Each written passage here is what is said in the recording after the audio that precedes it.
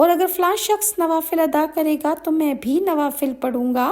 جو بھی روزہ یا نوافل ادا کرے تو اللہ کی رضا کے لیے ادا کرے۔ اور تم میں سے ہر شخص کو یہ بات معلوم ہونی چاہیے کہ جب تک وہ نماز کے انتظار میں ہوتا ہے در حقیقت وہ انسان نماز ہی میں ہوتا ہے۔ آپ نے 2-3 مرتبہ یہ ارشاد فرمایا کہ اللہ کے گھر میں بیٹھ کر فضول باتیں کرنے سے بچتے رہو۔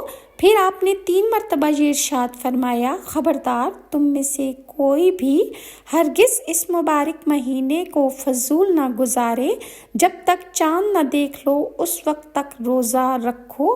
اگر چاند مشکوک ہو جائے تو 30 دن روزے کے پورے کرو، اور جب تک اندھیرا یعنی سورج کے ڈوب جانے کا یقین نہ ہو اس وقت تک افطار نہ کرو۔